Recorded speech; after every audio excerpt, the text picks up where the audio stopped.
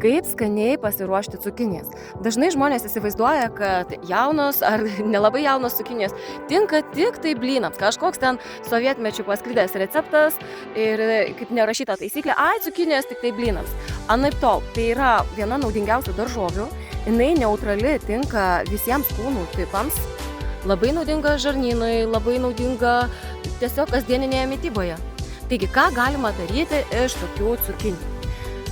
Nepatikėsite, bet labai skanu šaltibarščiuose. Taip, agurkus arba dalį agurkų galima pakeisti jaunomis tarkuotomis cukinijos. Būtent tarkuotomis, per burokinę tarką. Toliau, omletas su cukinijom.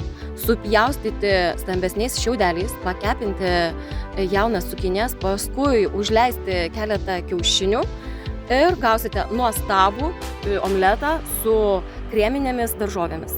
Kas dar? Tiesiog cukinijos keptos vienos ir viskas.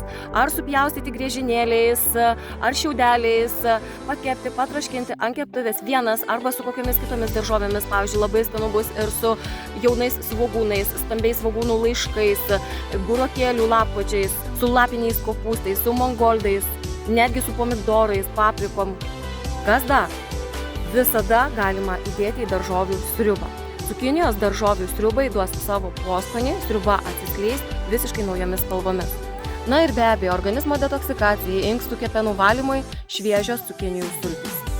Na ir dar galybė yra receptų plačiame pasaulyje, kur labai gražiai atsiskleidžia cukinijos, kaip pakeičia įvairius patiekalus. Esu valgiusi netgi cukinijų braunį, tai yra braunį su cukinijomis, jos davė pyragui drėgnumo, buvo labai skanu. Taigi kviečiu valgyti cukinijas ir būti sveikiems.